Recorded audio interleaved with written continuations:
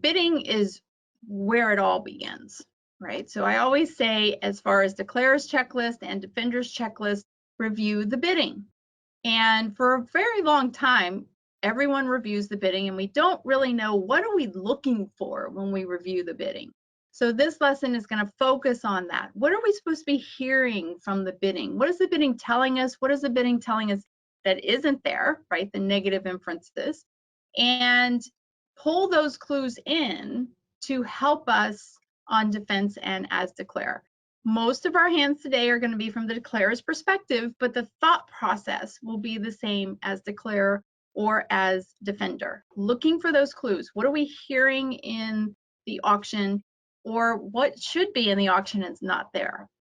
So let's get started with our hands. We've got 10 fabulous hands today, and hand number 1 is coming up on the screen.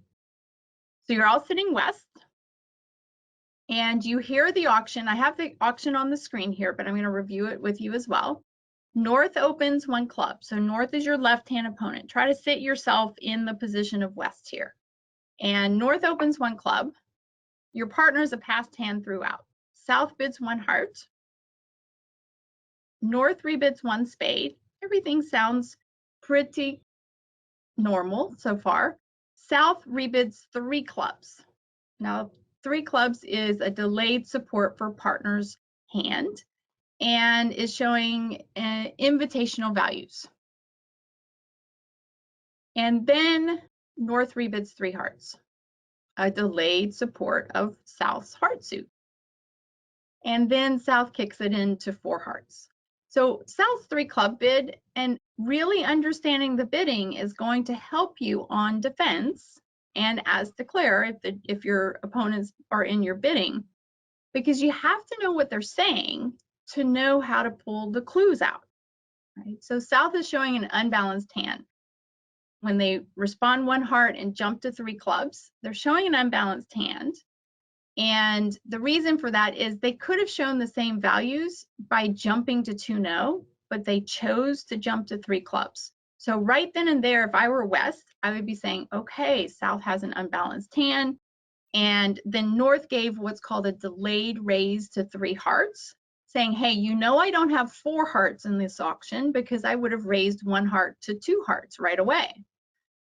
So I only have 3. If you happen to have 5 hearts tucked away in your hand, then let's play in hearts.